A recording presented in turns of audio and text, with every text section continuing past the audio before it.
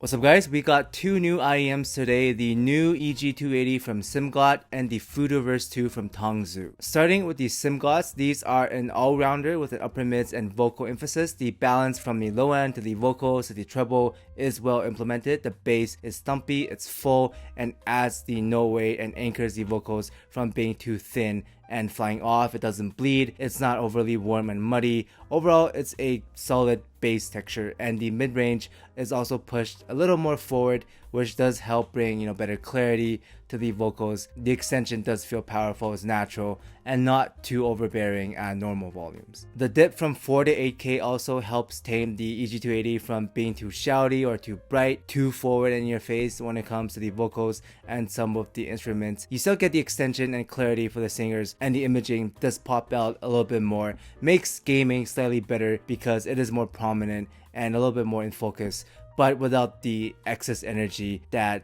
other IEMs tend to overboost. Treble-wise, these are using planars for the treble, but I don't hear the sizzle or the quote-unquote planar timbre. So in terms of the timbre, the EG280 does sound fairly natural to me, no major issues there. The treble extension is also prominent enough to reveal some micro nuances, smaller details without being artificial, overly bright. You get enough extension. I would say maybe even slightly airy depending on the track, but overall it's pretty well balanced. Now I wouldn't say these are a technical monster like the EA500LM or the SIMGOT EM6Ls, but these are well balanced, and overall the sound is pretty natural to most people. It's not gonna be overly sparkly, overly airy, it doesn't have any quote-unquote special sauce, but it gets the job done, and the imaging is pretty solid for the price, which makes it pretty good when it comes to gaming. However, depending on the track, the peak past 10K might be an issue if you don't have the other regions, to kind of balance it out. For example, on tracks with less low end emphasis or just more treble, more upper mids boost, like Butterfly by Luna, or like any K-pop, J-pop that's very energetic, that's like brighter leaning, the 13K peak can feel a bit like too sudden in the elevation, a bit peaky, not that smooth, and it combined with the more forward vocal gain around 1 to 3K, this does hurt the scaling a bit, and you can't really crank these too much. However, at mid volume around 70 to 75 dBs on most songs, I haven't run into much of an issue because the bass and the vocals do cover that like 13K peak in the treble, and you don't notice it too much on most songs. Like for example, artists like Porter Robinson, which is more electronic, sounds pretty good on these. It has enough energy and dynamics, but it's still smooth enough and not unnaturally sharp or peaky, not like super like suddenly contrasty when it comes to the treble and the peaks. So I wouldn't say it's perfect, but if you are sensitive, just watch out for that 13K peak. But for most people, I think you're going to be fine. That aside, tech-wise, the EG280 is a step up over the EW300 and slightly below the EA500LM and the EM6L, and both the EW300 and the EG280s are actually fairly similar when it comes to the overall tuning, but the main difference is just that the EG280s feel like a more technical and detailed version of the EW300 with a little bit more clarity and more forward in the vocals, and it doesn't have that like hard tamper in the PZTs, so a little more natural and a little bit more technical versus the EW300s, which means value-wise these are competitive for the price, not quite value monster like the EA500M and the EM6L, but overall these are going to be less bright, better all-rounded, quote-unquote more natural than the other two, because they do tend to lean into like a brighter sound signature, which can be a little bit too much depending on your anatomy and your sound preferences. So I would say overall for most people these would be the better all-rounder. Now genre wise, you can pretty much play any track on these, and the EG280s are going to be fine because it is an all-rounder, with the exception of overly energetic songs like some of the J-pop and K-pop stuff.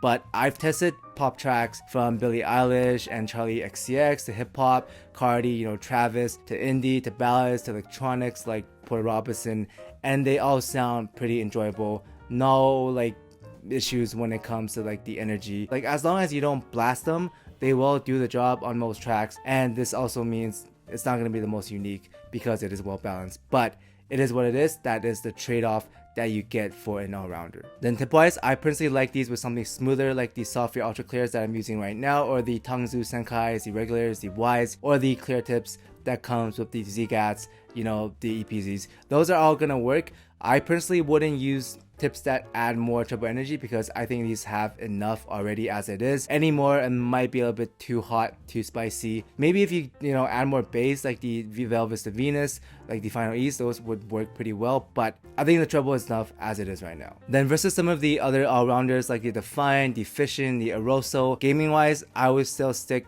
with the EG280, which we'll talk about later, because it's got a slightly better imaging, like it pops out a little bit more because of the upper mids emphasis. But tech wise, these are all going to be around the same. Main difference is in the tonality. For example, if you want something more sub-bass focused, quicker, less stumpy and full, more tight in the low end, just less forward in the vocals, then that would be the DEFIANT. The treble and the sub bass do pop out a little bit more on the DEFIANT. It makes it sound a bit livelier, a little bit more quote unquote V-shape and less safe than the EG280s. Then if you want something more neutral, smoother in the playback, less sub bass, safer, cleaner, more quote unquote vanilla if you will, with like softer imaging and just more of a relaxed playback, then that would be the FISSION. And then lastly, if you want something a little warmer and airier, less sharp in the transients, it doesn't pop out as much when it comes to the imaging, the upper mids, and the vocals are not as forward as the EG280s, then that would be the AIROSO. It's going to be a warmer all-rounder kind of listen,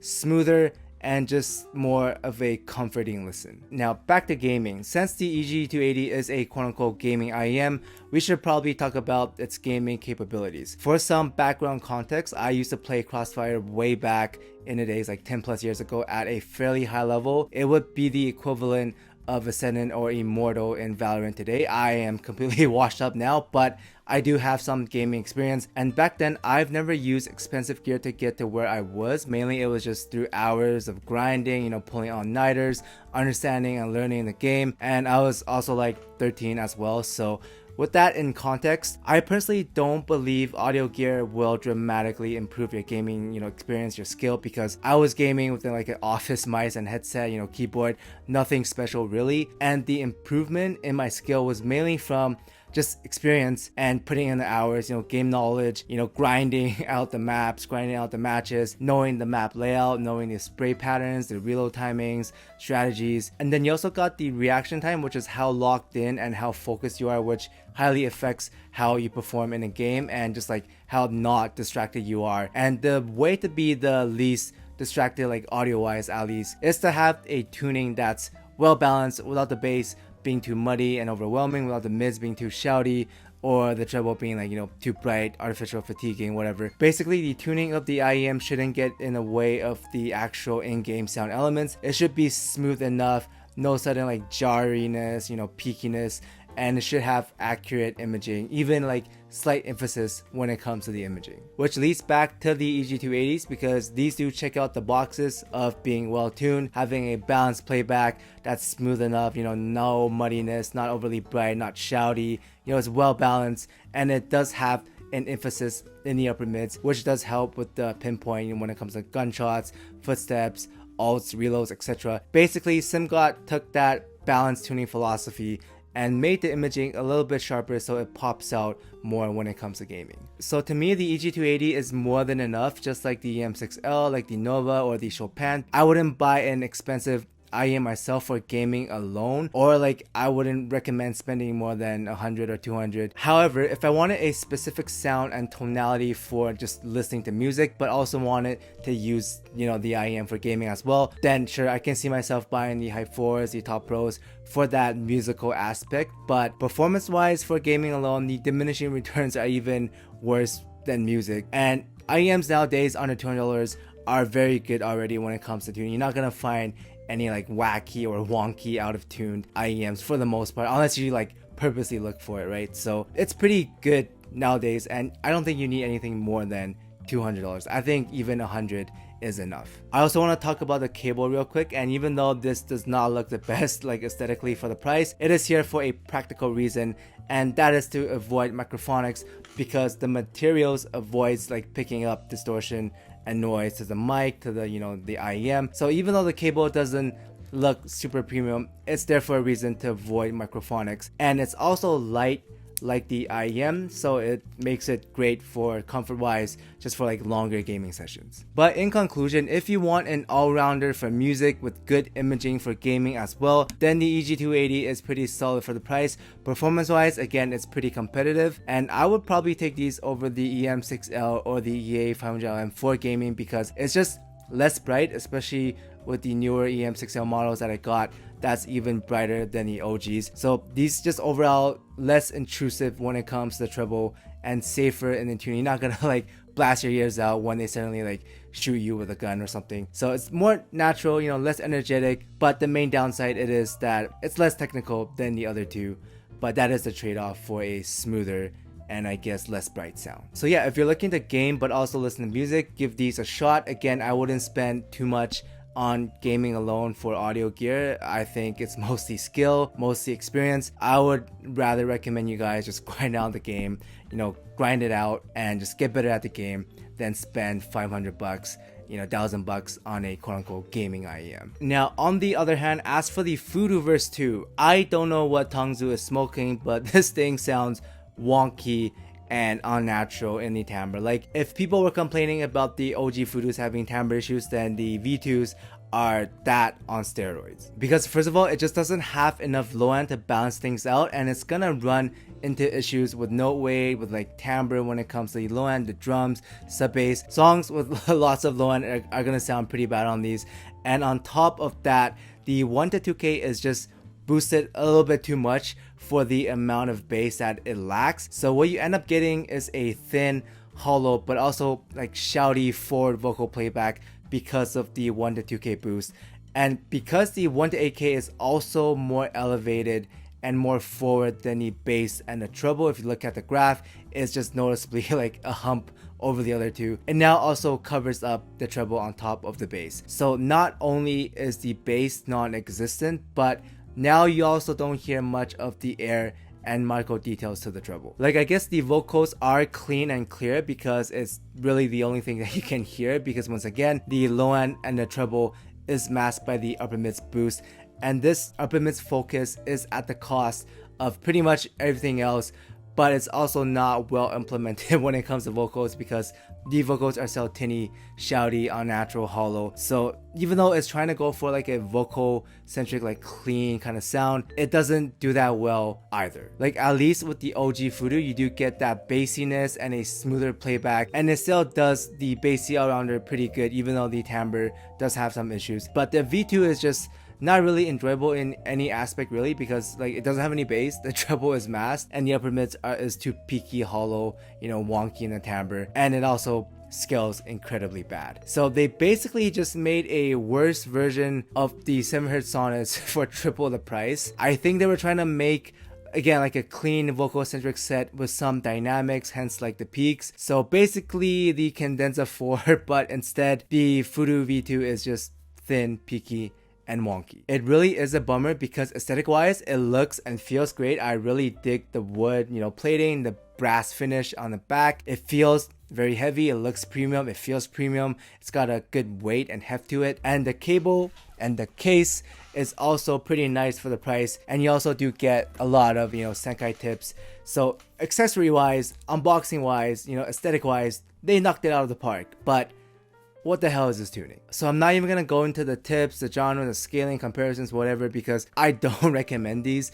No one should really be buying these for the sound, even on sale. Like, maybe if you're just collecting stuff, or like you really like the design, like if you get these on sale for very cheap, like 20 bucks, I guess fine. But they're just much better options under $100 for, or even like a little bit more. For example, the Kiwiers Aether is just a better version of this, in my opinion, for a little bit more. It fixes the vocal shout, it maintains the dynamics, it adds more balance to the overall sound, it's got a fuller low end as well, still airy and more detailed, and just a better, you know, set sound wise than the V2 for a little bit more. And then for a lot less, at around like 30 bucks, you also got the Sonnets for a smoother and still clean and balanced all-rounder sound. It does what this is trying to do, which is trying to be like a clean all-rounder, just better and with less timbre issues. And even the OG FUDU is better when it comes to the overall enjoyment of the sound, and that one had timbre complaints.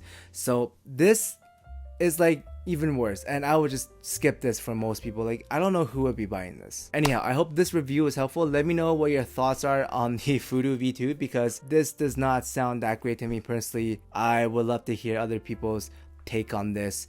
But aside from that, thanks for watching, and I'll see everyone in the next video.